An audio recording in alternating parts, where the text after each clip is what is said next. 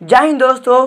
आज की क्लास में हम लोग क्लास 12 के दिगंत भाग 2 के चैप्टर नंबर 1 है बातचीत, जिसका आज हम लोग most VVI objective question answer को करने वाले हैं। तो चलिए बिना समय को गंवाए हुए आज की इस क्लास को स्टार्ट करते हैं। यहाँ पर देखिए पहला नंबर क्वेश्चन है कि बातचीत शीर्षक निबंध के निबंधकार कौन है ना, ये आपसे पूछा जा रहा है। तो चलिए इसका ऑप्शन जरा देख लेते हैं हम लोग। तो इसमें ऑप्शन नंबर पहला है जयप्रकाश नारायण, दूसरा ऑप्शन है मोहन राकेश, तीसरा ऑप्शन है नामवर सिंह और चौथा ऑप्शन है बालकृष्ण भट्ट। ठीक है, तो इसका जो करेक्ट आंसर हो जाएगा वो हो जाएगा आपका option number D, Balkrishna Bhatt. ठीक है, बातचीत किसने लिखा है? तो बालकृष्ण भट्ट जी ने लिखा है और यह एनुअल एग्जाम 2019 में पूछा गया क्वेश्चन है। ठीक है, इसको याद रखिएगा। चलिए अब नेक्स्ट क्वेश्चन की ओर हम लोग बढ़ते हैं। नेक्स्ट क्वेश्चन है क्वेश्चन नंबर 2। क्वेश्चन नंबर 2 क्या है, इसको जरा समझ लीजिए। क्वेश्चन नंबर 2 में कहता है कि बालकृष्ण भट्ट किस युग के रचनाकार हैं। ये भी क्वेश्चन बहुत ही ज़्यादा महत्वपूर्ण है ना। तो इसके ऑप्शन को जरा हम लोग देखते हैं।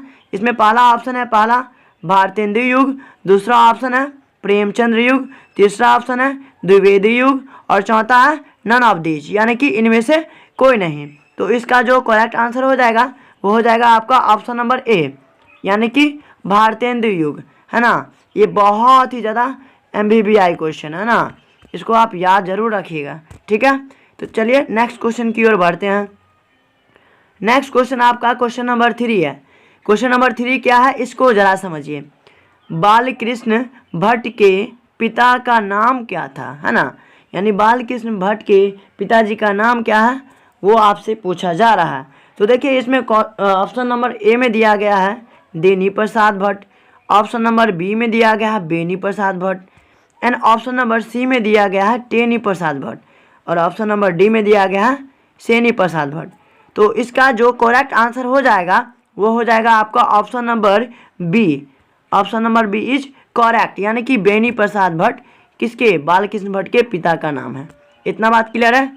चलिए नेक्स्ट क्वेश्चन की ओर हम लोग बढ़ते हैं और यह एनुअल एग्जाम 2020 में पूछा गया क्वेश्चन है, ये भी ज़रा ध्यान रखिएगा। ठीक है, चलिए नेक्स्ट क्वेश्चन की ओर बढ़ते हैं। नेक्स्ट क्वेश्चन है आपका दमयंती स्वयंवर किस लेखक की रचना है। ये भी बहुत ही ज़्यादा एमबीबीआई क्वेश्चन है अपने में, बहुत ही ज़्यादा। ठीक है, तो आप इसे भी ज़रूर याद रखिएगा। तो इसमें ऑप्शन नंबर पर हम लोग ध्यान देते हैं। तो इसमें ऑप्शन नंबर ए कहता है चंद्रधर शर्मा गुलेरी जी, है ना। दूसरा ऑप्शन है बी मल्य जी, तीसरा ऑप्शन है बालकृष्ण भट्ट और चौथा ऑप्शन है भगत सिंह। तो मैं आपको बता दूं कि दमयंती स्वयंवर की रचना किसने किया था, तो बालकृष्ण भट्ट जी ने किया था। ठीक है, इसको आप याद रखिएगा। चलिए नेक्स्ट क्वेश्चन की ओर बढ़ते हैं। नेक्स्ट क्वेश्चन आपका है कि बालकृष्ण भट्ट किस काल के रचनाकार हैं। ये भी बहुत ही ज़्यादा महत्वपूर्ण है अपने आप में, बहुत ही ज़्यादा। ठीक है, तो इसमें ऑप्शन नंबर ए में दिया गया है आदिकाल के, ऑप्शन नंबर बी में है भक्ति काल के, ऑप्शन नंबर सी में है रीतिकाल के एंड ऑप्शन नंबर डी में है आधुनिक काल के। तो इसका करेक्ट आंसर कौन होगा उसको ज़रा समझिए। इसका करेक्ट आंसर हो जाएगा आपका ऑप्शन नंबर बी, यानी कि भक्ति काल। ठीक है दोस्तों, और हाँ दोस्तों, आप सभी से एक रिक्वेस्ट है, यदि आपको वीडियो पसंद आता है तो आप वीडियो को लाइक ज़रूर कीजिए और कमेंट भी कीजिए कि आगे आपको किस चीज़ का वीडियो चाहिए। ठीक है, फिजिक्स का चाहिए या फिर केमिस्ट्री का चाहिए या फिर मैथमेटिक्स का चाहिए, किसका चाहिए वो आप कमेंट बॉक्स में ज़रूर कमेंट करें। ठीक है, और इस वीडियो का क्वालिटी कैसा है, आवाज़ कैसा है, ये सारा चीज़ आप कमेंट के माध्यम से हमको ज़रूर बताइए, ताकि हमको थोड़ा सा मोटिवेशन मिले और जो कुछ भी कमियां हैं उसको मैं इम्प्रूव करने का कोशिश करूं। ठीक है दोस्तों, तो चलिए नेक्स्ट क्वेश्चन की ओर हम लोग बढ़ते हैं। नेक्स्ट क्वेश्चन आपका क्वेश्चन नंबर 6 है।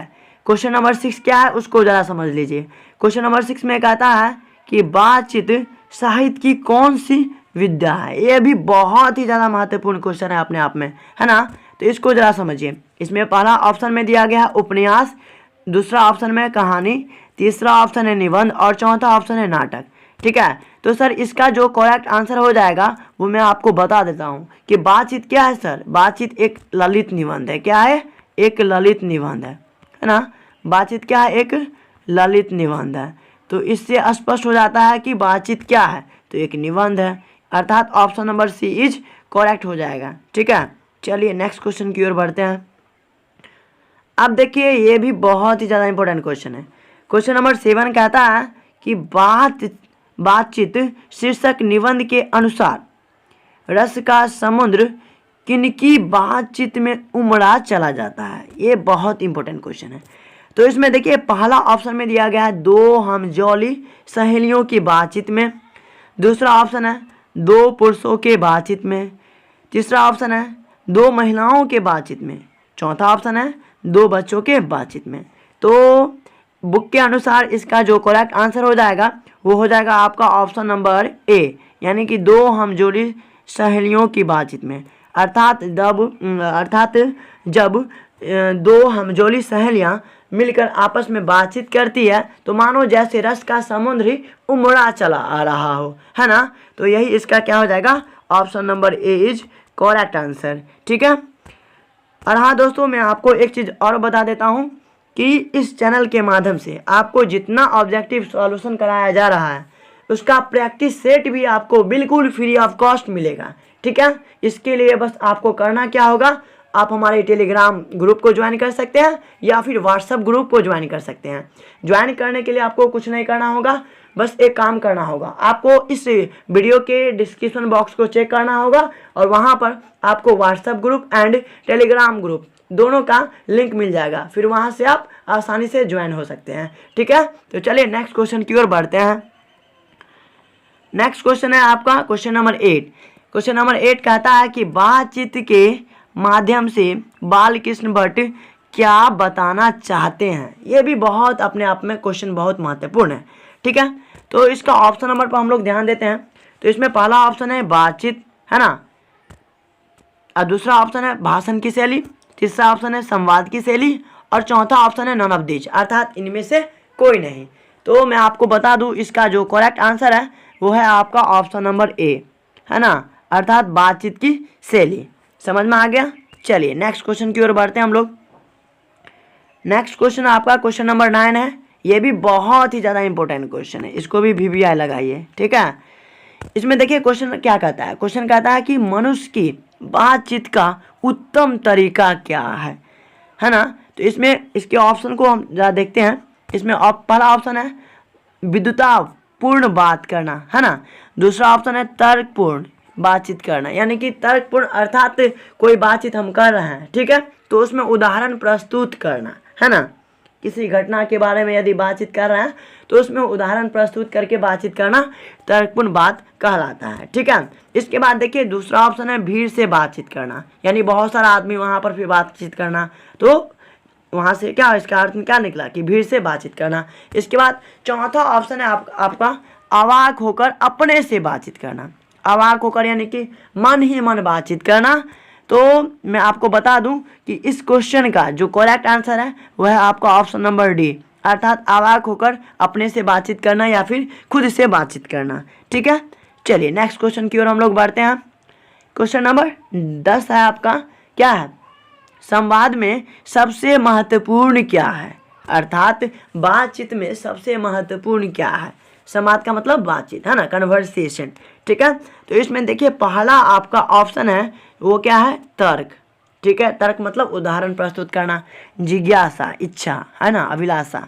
इसके बाद देखिए यहाँ पर आत्मीयता ऑप्शन नंबर सी में है। इसके बाद ऑप्शन नंबर डी में है प्रभावपूर्ण भाषा, है ना।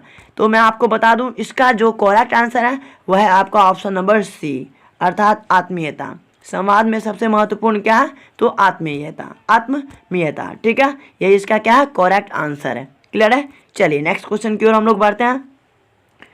नेक्स्ट क्वेश्चन नंबर 11 है कि कौन सी रचना बालकृष्ण भट्ट की है, कौन सी ऐसी रचना है जो बालकृष्ण भट्ट जी की है।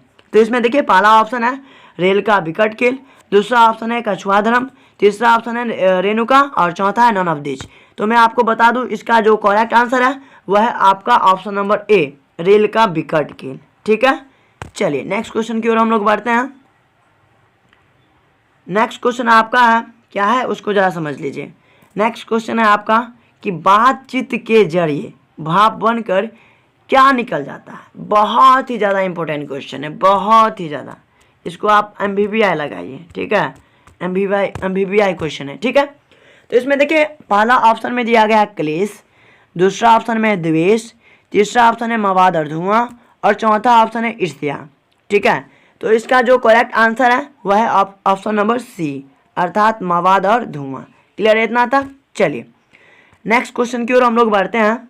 नेक्स्ट क्वेश्चन आपका कहता है कि बात करने का हुनर किसके पास है, अर्थात बातचीत करने का कला किसके पास है। तो इसमें पहला ऑप्शन है अमेरिका वासियों के पास, दूसरा ऑप्शन है जापानियों के पास, तीसरा ऑप्शन है यूरोप के लोगों के पास, और चौथा ऑप्शन है हमारे पास।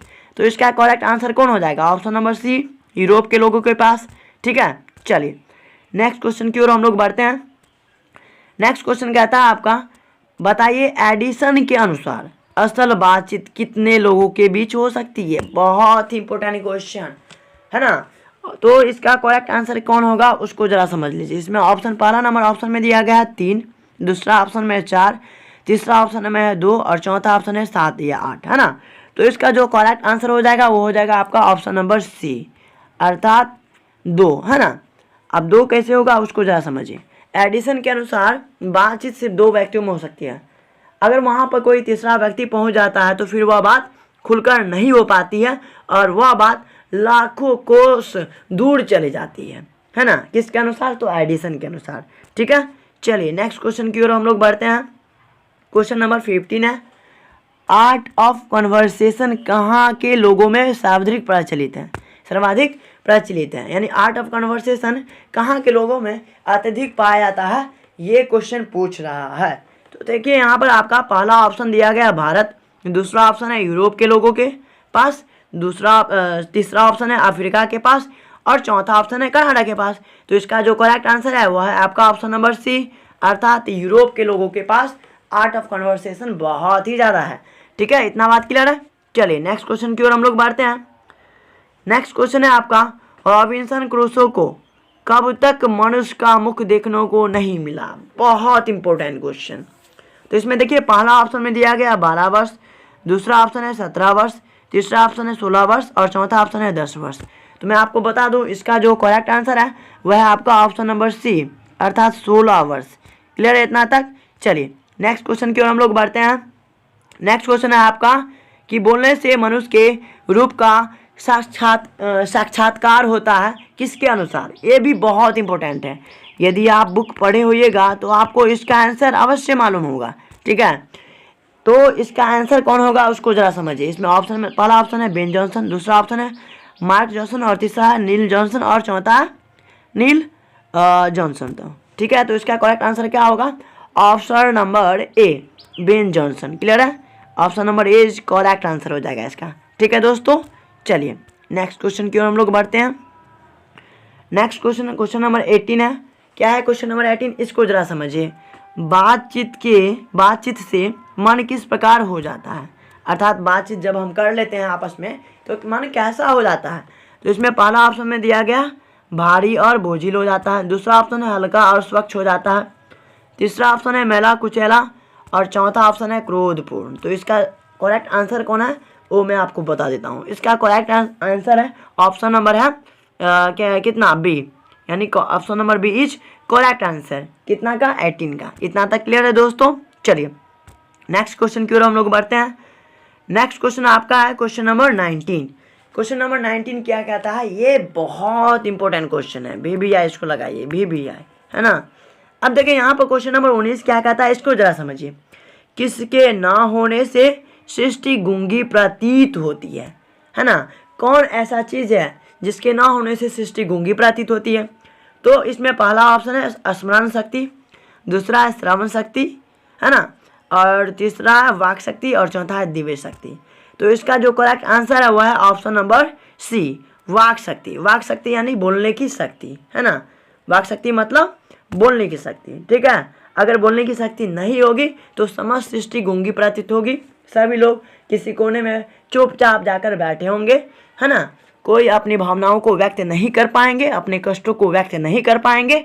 इसलिए कहा गया कि वाक शक्ति के न होने से सृष्टि गूंगी प्रतीत होती है। क्लियर है? चलिए नेक्स्ट क्वेश्चन की ओर हम लोग बढ़ते हैं। नेक्स्ट क्वेश्चन है आपका क्वेश्चन नंबर 20, है ना, और ये लास्ट क्वेश्चन रहेगा हम लोगों का। तो चलिए इसको देख लेते हैं। क्वेश्चन नंबर 20 है, असल बातचीत सिर्फ दो व्यक्तियों में की हो सकती है, यह किसका मत है? बहुत इंपॉर्टेंट क्वेश्चन है। तो इसका पहला ऑप्शन देखिए भट्ट जी है, दूसरा एडिसन है, तीसरा है तुकाराम और चौथा है नेहरू जी। तो इसका जो करेक्ट आंसर हो जाएगा वो हो जाएगा आपका ऑप्शन नंबर बी, यानी कि एडिसन के अनुसार, है ना। समझ में आ गया दोस्तों? तो उम्मीद करता हूँ कि दोस्त ये वीडियो आपको बहुत ही ज़्यादा पसंद आया होगा।